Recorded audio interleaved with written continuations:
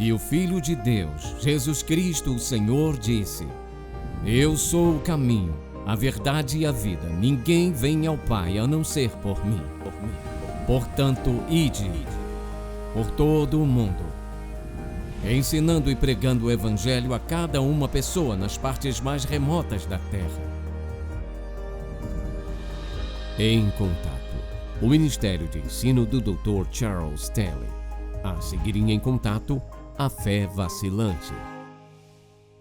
A fé não é só a chave para ter orações respondidas, fé é a chave para tudo na sua vida. Cada aspecto da sua vida é afetado pela fé. O que você realiza e o que você se torna na vida é afetado por sua fé. Seja o que conquiste na vida, onde quer que vá, qualquer direção da vida que você tome, sua fé é a chave. Agora, todos nós temos um grau de fé, seja você cristão ou não.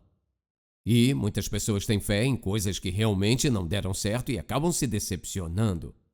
Mas quando você coloca sua fé em Deus, através de seu Filho Jesus Cristo, a vida se tornará emocionante, terá uma sensação de realização e conquista, vai passar por dificuldades, lutas e provações em sua vida, mas a diferença é esta: está andando com Ele.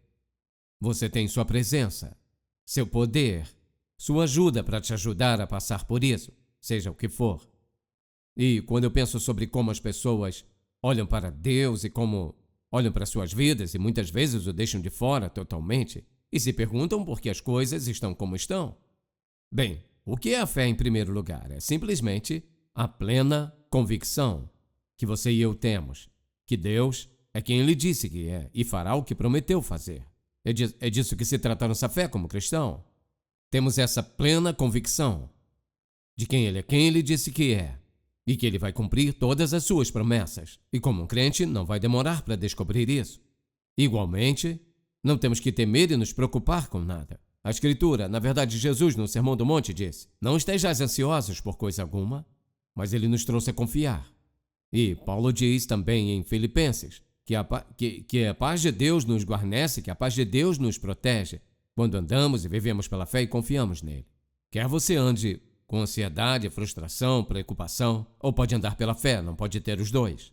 Água e óleo não se misturam, fé e incredulidade não se misturam. Então, como é que você e eu desenvolvemos fé? E como essa fé cresce? Bem, eu quero falar sobre toda essa questão de fé vacilante. Ou seja, o que eu quero dizer, sim, Ele vai fazer, não, Ele não vai.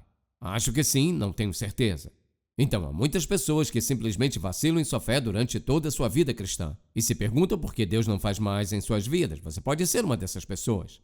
Nessa mensagem particular, quero te ensinar como lidar com isso, para que você possa crescer em sua fé. Não pode ser simplesmente a pouca fé que vacila, grande fé de segurança. Perfeita fé, Deus faz algo incrível e grande em sua vida. Isso está ao seu alcance e para aplicar em sua vida, então eu creio que ouvirá com muita atenção. Então, quero que você abra no livro de Tiago e leremos os primeiros 8 versículos juntos. E ele está escrevendo para aqueles que estão passando por dificuldades e sofrimentos. E é assim que ele se dirige a eles. Ele diz no primeiro capítulo, verso 1. Tiago, o servo de Deus e do Senhor Jesus Cristo, as 12 tribos que estão dispersas, saudações. Irmãos, considerem motivo de grande alegria o fato de passarem por diversas provações, sabendo que a prova de sua fé produz perseverança. E que a perseverança tenha seu resultado perfeito, para que vocês sejam perfeitos e completos sem faltar em nada, ou seja, você está amadurecendo em sua vida cristã. Mas, se algum de vocês tem falta de sabedoria, peça a Deus, que a todos dá livremente, de boa vontade, e lhe será concedido. O que está dizendo é simplesmente: você está passando por alguma dificuldade, peça a Deus que te dê sabedoria para saber como enfrentar e para superar. Então ele diz, mas ele deve pedir com fé, sem qualquer dúvida, sem vacilar. Pois quem duvida é como as ondas do mar levadas e agitadas pelo vento. Pois esse homem ou mulher não deve esperar que receberá alguma coisa do Senhor, sendo um homem de mente dividida, instável em todos os aspectos, uma afirmação muito forte. Ele diz que se você é instável, ou seja, se você está apenas oscilando, se Deus vai fazer, se não vai fazer, se vai cumprir sua palavra ou se não, então você é instável. Se você for instável em sua fé, que é a base da sua vida, vai ser instável em outras coisas. Uma das principais razões que muitos cristãos não vivem uma vida de santidade, não vivem uma vida que é gratificante e uma vida que é permeada de paz e alegria, felicidade e contentamento, mesmo nas dificuldades, é porque sua fé não é constante, não é forte, não é firme, não é madura, ainda estão no estágio inicial da fé vacilante, pensando, talvez ele faça, talvez ele não. Então, quero que abordemos toda essa questão, porque é uma questão importante na vida de todos e, quando pensa sobre isso, o que ele diz nessa passagem, ele diz, se a fé de uma pessoa está continuamente vacilando, agora veja isso, não significa que ela nunca vacila. Todos nós já passamos por circunstâncias e situações em nossas vidas em que talvez nunca tenhamos sido confrontados com esse problema antes, ou pode ser que estejamos diante de algo que não sabemos exatamente como lidar, e assim vacilamos em nossa fé por muitas razões. E o que eu quero fazer é falar sobre quais são alguns desses motivos. Ouça, nós vacilamos quando cremos em Deus em conflito com o raciocínio humano. E você diz, bem, como assim? Se alguém lhe dissesse, quero te dar 50 mil reais, mas vou ficar com 5 mil. Isso pertence a Deus, mas você terá mais 45 mil. A razão humana diz, 45 mil reais nunca irá comprar tanto quanto 50 mil reais. É o que a razão humana diz. Não é razoável. Não faz sentido que 45 mil reais vai comprar mais que 50 mil. Sim, vai. Porque o que Deus protege vai te dar um negócio melhor aqui, ou seja, posso te dizer, já vivi o bastante para te dizer, não se pode perder quando entrega seu dízimo. O raciocínio não funciona, muitas vezes com Deus, porque Ele está acima e além da razão. É disso que se trata a fé. A fé diz, se eu der a Ele 10%, os 45 vão comprar mais que isso. É disso que se trata a fé. A falta de fé diz, eu tenho que ter todos os 45 mil, não tem como você fazer isso. Se olhar do ponto de vista humano, certo? Mas veja o que está fazendo. Estamos falando de um Deus onipotente, que é dono de tudo, que pode enviar coisas para a sua vida que você nunca pensou. É quem Ele é, o tipo de Deus que Ele é. Leia o capítulo 3 de Malaquias e veja o que Ele prometeu. Ele diz estará transbordando. Porque, veja isso, Deus sempre recompensa a fé. Ponto. Uma segunda razão que vacilamos em nossa fé é permitirmos os sentimentos superarem a fé. Dizemos, bem, eu sei que foi o que Deus disse, mas eu quero saber, me sinto tão indigno. Você se sentir indigno não tem nada a ver com as bênçãos de Deus. Se sente indigno. Você diz, me sinto tão incapaz. Eu me sinto com medo. O que as pessoas vão dizer? Tenho medo de críticas, fracassos, perda e todo o resto. Você está olhando para a coisa errada. Ou seja, se Deus disse, eis o que eu vou fazer em sua vida, creia nele. O que Ele está exigindo de você pode ser difícil. Aonde Ele quer que você vá pode ser difícil. E eu me lembro de algumas vezes que as pessoas me disseram, Deus falou para eu largar meu emprego. E argumentaram com Deus sobre isso e finalmente conseguiram. E o que aconteceu? Deus deu a ele um novo emprego, ganhou muito mais dinheiro, toda a sorte de bênçãos que surgiram. A razão humana diz, não largue seu emprego sem ter outro. E nessa época de hoje, isso é muito razoável, todos concordamos. Mas ouça, se Deus disser para você largar, tem que largar. E se Ele disser, eu tenho algo melhor para você, é melhor confiar nele. Deus não vai dizer para você fazer algo, ouça, que Ele não saiba o que vai acontecer depois. Pense nisso. Se você desobedecê-lo, você não teria a menor ideia do que poderia ter recebido. Se confiasse, Deus não é um Deus de truques. Ele não é um Deus misterioso. Ele é um Deus que nos ama. Se Ele te disser para não fazer algo, Ele sabe o que está do outro lado, o que está prestes a conseguir se fizer isso. Você diz, bem, essa é minha última chance, minha única chance. Não, não é. Se Deus está no controle, Ele sabe exatamente como organizar, direcionar nossa vida quando devemos fazer as coisas. E é claro, deixamos de ver Deus trabalhando em nossas circunstâncias, então vacilamos. E uma das razões que vacilamos às vezes é porque Ele nos diz para fazer algo ou pedimos a Ele algo e não acontece imediatamente. Então nós recorremos dizendo, bem, devo ter me enganado ao pedir isso? Não. Devo ter pedido a coisa errada? Não necessariamente. Bem, eu acho que deveria fazer isso, aquilo, nós vacilamos. E muitas vezes Deus está pronto para atender sua petição, mas veja isso, no tempo dele, da maneira dele. Por exemplo, você pede a ele alguma coisa e sente que isso é o que Deus quer que você faça e não acontece, e o que não sabe, o que não percebe, que é como Deus opera. Ele está aqui, agindo, para fazer o quê? Consertando a situação para que você possa ter o que você pediu, porque é vontade dele. Mas tem que ser na hora certa. Pode haver outras pessoas envolvidas. Deus sabe, por exemplo, se quer comprar uma casa e quiser fazer isso agora, ele pode saber que se esperar 60 dias, pode economizar 50 mil reais, mas você quer isso agora. E se eu quero ter isso agora, não vou andar pela fé. E quantos exemplos poderia te dar? Pessoalmente, muitos poderiam fazer o mesmo. Então, se eu entendo como ele trabalha, então eu entendo que o tempo... Veja isso, o tempo é muito importante para Deus. Então, é claro, quando nós focamos em nossas circunstâncias, em vez de Deus, nós vacilamos. E eu penso muitas vezes, o que acontece? Quanto mais você foca na sua dificuldade, no seu sofrimento ou mesmo na dor que está sofrendo, quanto mais você foca nisso, o que acontece? Maior isso fica. Bem, eu tenho passado por isso. E tenho passado por aquilo. E se seus amigos te ouvirem e disserem, eu sinto muito por isso. Quanto mais pena tiverem de você, maior isso fica, maior isso se torna. Mas você questiona Deus. Então, a questão é o foco. E quando eu penso em foco, penso sobre muitos exemplos na Bíblia, e um dos principais é Daniel na cova dos leões. Então, a Bíblia diz que ele dormiu com os leões a noite inteira. Se ele estivesse focando nos leões, não teria dormido. Quando você foca no problema, dor de cabeça, no fardo ou na dor, ele fica maior e nos sentimos menos confiantes, menos significantes, sobrecarregados. Porque lembre-se disso. Daniel estava olhando para a onipotência que criou os leões. Poderia ter fechado a boca dos leões, matado cada um deles num segundo, mas os deixou ficar ao redor, enquanto Daniel ia dormir naquela noite. E, antes de provavelmente dormir, acordado, ele olhou para cima e, se lembrando de Deus, que ele estava onde estava porque obedeceu a Deus, e Deus o livrou.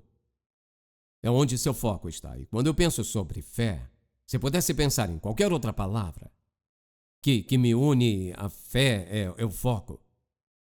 Contanto que eu esteja focado nele e no que ele diz em sua palavra, e estando em sua palavra, e olhando para ele ao invés das circunstâncias, esse incondicional Deus amoroso, eu sei que ele vai me ajudar, seja no que for, não importa no que seja. Então, é claro, quando ignoramos os caminhos de Deus, eu já mencionei isso diversas vezes, ou seja, se eu não entendo os caminhos dele, questionarei. Você diz, que caminhos? A melhor maneira de descrever é esta. Veja isso. Deus sempre trabalha com base em princípios. Não baseado em sentimentos, como nos sentimos, mas em princípios, por exemplo. E o mais simples é, colhemos o que plantamos, mais do que plantamos, mais tarde do que plantamos. Deus sempre opera, ele nunca muda isso.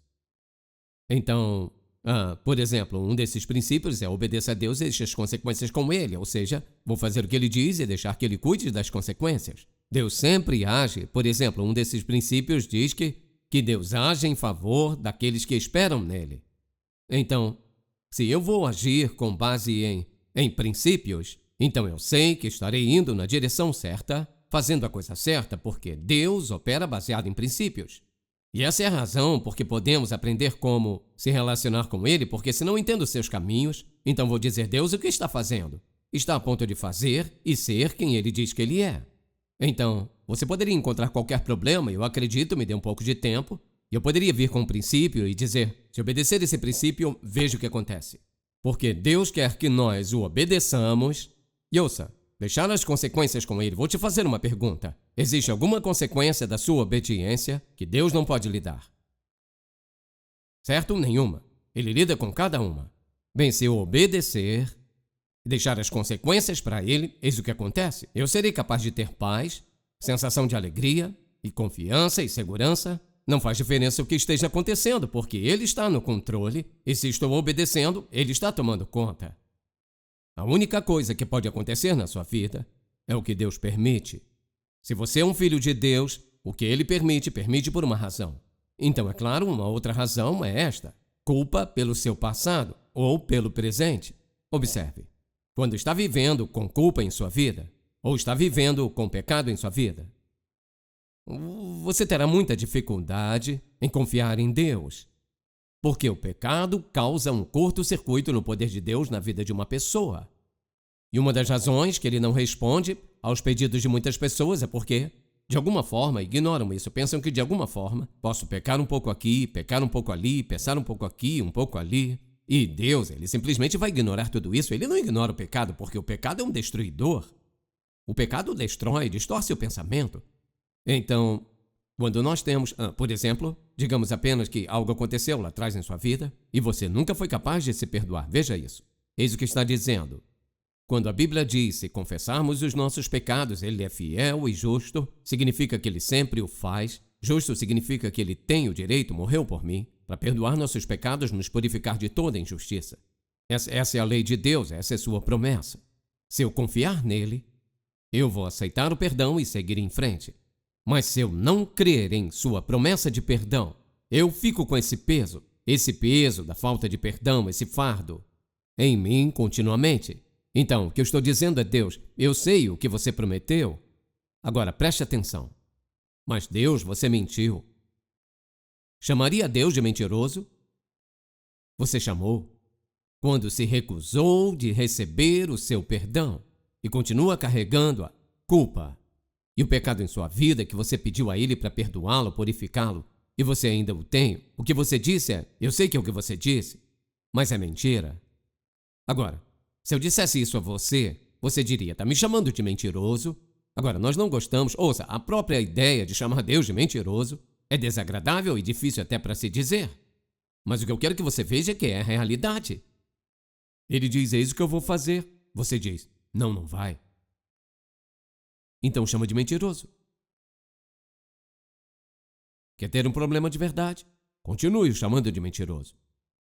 Quando pode confiar nele e crer no que ele diz. E muitas vezes falhamos nisso. Deixe-me voltar a um versículo, voltar àquele capítulo 11 de Marcos. Quero que veja algo interessante aqui. Quando ele diz no verso 22, tenha fé em Deus, vamos descer para o versículo 24, quando ele diz: portanto, eu lhes digo, tudo o que vocês pedirem em oração, creiam que já o receberam, e assim lhes sucederá. Veja o próximo verso. E quando estiverem orando, perdoem.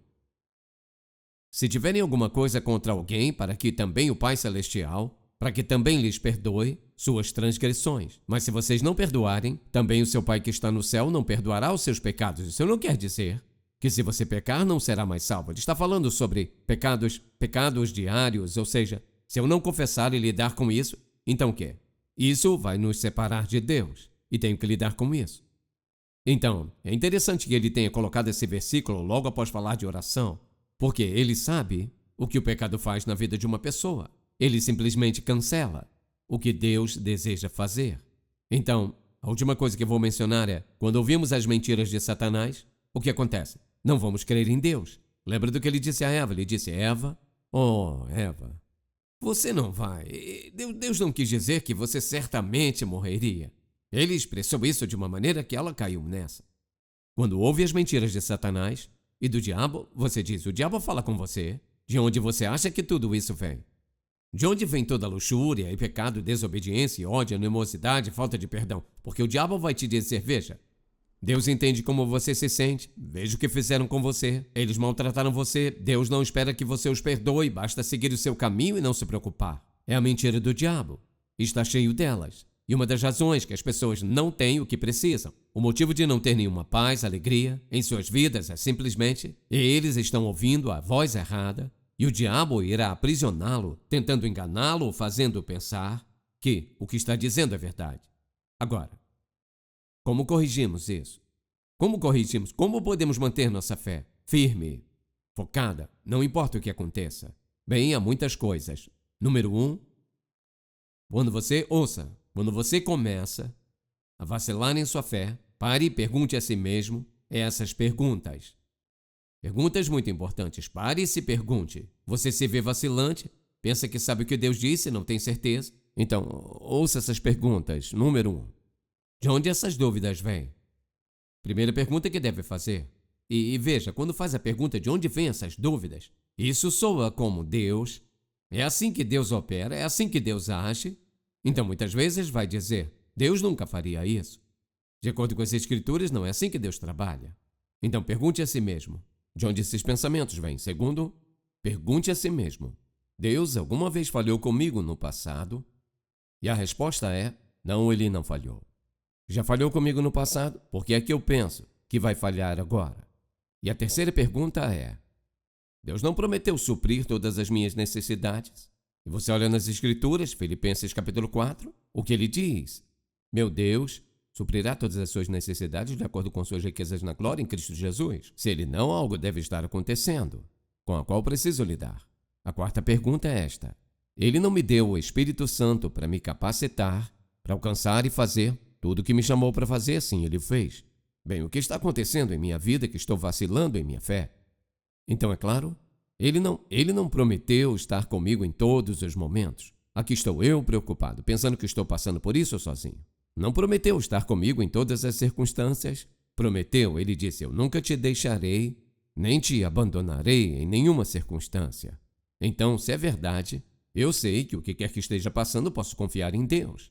Que Ele vai me fazer superar isso, Ele vai me preservar, vai me proteger e vai me ensinar o que Ele quer que eu aprenda, se apenas ouvi-lo com atenção. Então a pergunta, alguma coisa é muito difícil para Deus. O que diria sobre isso? Bem, 3 pessoas disseram não. Como responderia a pergunta, existe alguma coisa muito difícil para Deus? Certo. Então, se estou enfrentando uma dificuldade, onde eu deveria focar? Não sobre a dificuldade, mas sobre o meu Pai. Para quem não há nada difícil. E é claro, veja essa última. Esse é um daqueles desvios na estrada. Será que é um daqueles desvios na estrada cuja minha incredulidade pode custar-me uma vida inteira de arrependimento? Anote aí. Essa é uma daquelas situações em que a decisão errada, a falta de fé, falta de confiança nele, pode custar-me, no meu futuro, toda a minha vida. Eu teria que acabar dizendo, e se eu fizesse isso, eu fizesse aquilo ou aquilo outro? Como eu corrijo isso? Você faça algumas perguntas. Preste atenção, a segunda coisa que eu vou fazer, eu vou meditar na palavra de Deus, veja isso, diariamente e sem pressa. E aplicando o que eu leio. Se eu quero que minha fé seja firme, meditarei na palavra de Deus, que significa que eu a leio, pergunto a Ele o que significa para mim, eu não vou ter pressa, eu vou aplicar a minha vida e pedir para que me mostre o que está falando para mim nessa passagem. Veja, Deus fala de muitas maneiras, mas uma das mais precisas, principalmente, Deus fala através de sua palavra. E a questão é o que ele está dizendo. Alguém diz, bem, Deus nunca falou comigo. Ah, sim, ele falou. Sim, falou. É do que esse livro se trata, Deus falando conosco. E se estou passando por alguma situação e quero corrigir minha fé vacilante, vou fazer essas perguntas, entrar na palavra e, ouça, eu vou meditar nela, com cuidado. E eu penso, muitas vezes, quando faz isso em privado, e eu vou aplicar o que eu li e ouvir o que ele está dizendo. E não vou duvidar, porque ele sabe que eu estou indo à palavra, buscando uma resposta, um esclarecimento. Mas leia, e lembre-se do que dissemos, leia com atenção, sem pressa, e em oração. E você lerá para Deus falar com você. E você está lendo com sinceridade. Deus, abra o meu coração para te ouvir. Então eu diria, corajosamente, escolha obedecê-lo. Deixe todas as consequências para ele. Há momentos que vai ser preciso coragem para confiar nele. Não há palavras que expressem quão incrível é confiar em Deus. E pensar que está vivendo sua vida sem ele, eu te digo, É tolice. É um desastre. Está sofrendo por coisas que não deveria sofrer. Você não tem o que Deus proveria para você. Ele é um grande Deus de bondade, amor, misericórdia e generosidade para os filhos. Se você nunca creu nele como seu salvador pessoal, nada que eu disse vai funcionar com você. É quando, em primeiro lugar, deve resolver algo em sua vida e reconhecer que Jesus Cristo é o Filho de Deus que foi enviado a este mundo por nossa causa, para que, ao morrer na cruz, e ao fazer isso, levou todos os pecados de toda a humanidade colocando sobre ele e o condenou, o condenou com a morte.